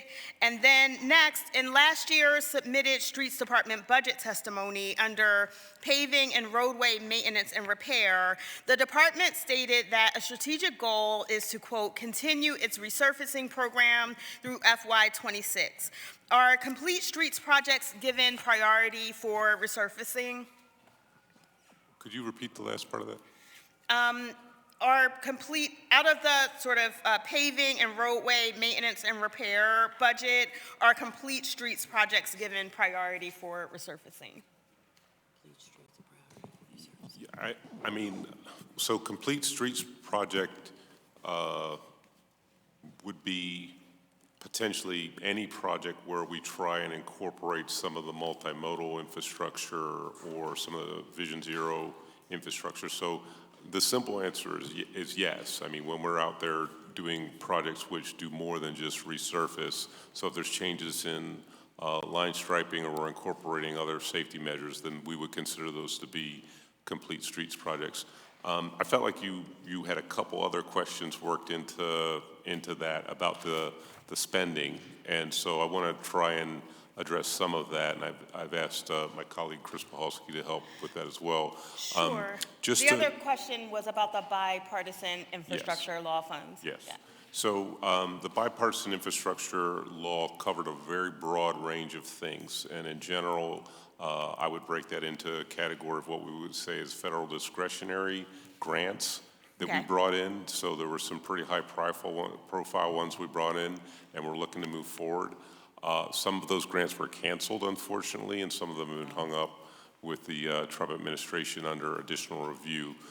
It's probably worth kind of sitting down and going through case by case, but one of the big ones that we were very regretful that we did not see move forward was the Chinatown Stitch project, which was about, 150, maybe $170 million. So a big chunk of that money would have been tied up in that. Other projects, though, like the paving funds we get from the federal government have moved forward, and that's mostly arterial, higher traffic streets in what we call the National Highway System. And so that funding, even though it's, let's say just paving, is considered BIL funding, and so we count that in that number as well. Thank you. Can you speak a little bit more to the $327 million that you all stated was committed? I know that we might have lost some of it, but can you speak in a fuller sense to what kind of projects were in that mix? So we'll include some formula, what we call formula funding, so the paving is in that, but I'm going to ask Chris Spahalski to talk about some of the projects that are moving forward. Thanks so much. Yeah, some of the projects are moving forward. We did, although it's unfortunately we lost $150 million of funding for the Chinatown Stitch project. We did retain $12 million of funding for that project. So we are continuing to move that project forward. And the Delaware Valley Regional Planning Commission did just award $10 million of additional funding to allow the design of that project to move through the final design process so that it'll be 100% shovel ready. In terms of working with our colleagues at the Streets Department, there are a number of projects that either we were able to get under a grant agreement or we're finding other ways to move forward. So one is replacing bridges in the Wissahickon Valley, or not replacing, but rehabilitating old bridges in the Wissahickon Valley. Another is the Great Streets PHL project, where we're doing safety improvements on a number of facilities throughout the city in districts. I believe, is it Springfield in your district? I can't remember exactly, but we could get you a list, and those projects are continuing to move forward. There's a bridge grant to try to replace or figure out how to efficiently replace bridges over railways that is moving forward. And then we've been working hard with colleagues in the Streets Department, the Federal Highway Administration, to get the Safe Streets for All 2022 grant under contract. So trying to find a way not only to get that under contract, but a way to efficiently deliver it once it is under contract. Thank you. If you could follow up with that detail, we'd be grateful. And any additional information about how you prioritize complete streets as it relates to your resurfacing schedule we'd be grateful to see that. Okay, and I'll just add, there was a TASA round, that's the Transportation Alternative Set Aside. That's federal formula dollars that goes through the state and gets awarded both at the region and at the state level, and the city got a number of different awards under the TASA, including for the Woodland Avenue project in the latest round. Thank you so much. Any other questions from members of the committee? Councilman Curtis Jones. Thank you, Mr. President. I was down the hall partially listening to the hearings today. I was dealing with some of Member Gutierrez's constituents that represent like 900 homes that are in jeopardy. And come to find out that you're way ahead of the game on the briefing. So you're going to have to do a brain dump to help me to catch up to represent those that are in my district. But thank you for your work. Real question, thank you, and I'm gonna be brief. I have 4 bridges in my district that are about to undergo major repairs, and of them, can you give me a sense of the East Falls, the 59th Street Bridge, and when they are going to close, because that impacts traffic patterns from Chestnut Hill all the way down to Center City, Parkside, Winfield, and Winfield Heights included. East Falls, Roxborough, Manioc. Okay, so for 59th Street, we're having a final decision. There's going to be a public meeting on 4/8 to make a determination of the closure. And once we'll do a full closure. The project will take 2 years. If we leave partial lanes open, it could take up to 4 years. So I know you guys don't make bridge repairs based on politics, But do you have to do it right in my reelection to make people have to go 20 minutes out their way each way? You know who they're going to be mad at? Not you. They're going to be mad at me. So is there any way we can?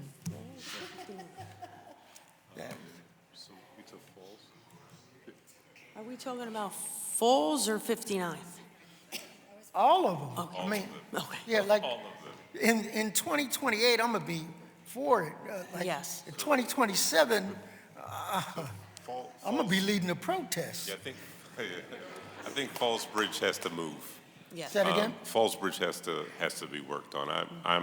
I think everyone on this side of the chamber is concerned about the state of repair there, and I think you will have many. And that's a 2-year closure as well? You have many constituents who will be happy to see it under construction, so we'll rally them for your cause if that helps you. But my main thing there is that the state of repair there. I mean, anyone who's on the river who looks up and looks at the condition of that bridge has nightmares for what they're looking at, and it's safe for pedestrians. We feel like that weight restriction is something that keeps it safe for vehicles, but we don't have a lot of time to fix that bridge. And like many things, the cost and the time and the effort accelerates the more you let it go. We do, I think, have a little bit of leeway on 59th Street, and so we can certainly coordinate around other priorities there. And I think, like the commissioner's saying, there's issues that we need to engage in around, the method we take. There is a possibility that by extending the project, we can maintain traffic on the bridge. In general, even if we're looking at a period of full closure, we want to get something open quickly so people can use the bridge, and we can work with you to figure out when that can take place mid-project, when we can open it up for vehicles so that, maybe half of the bridge is open.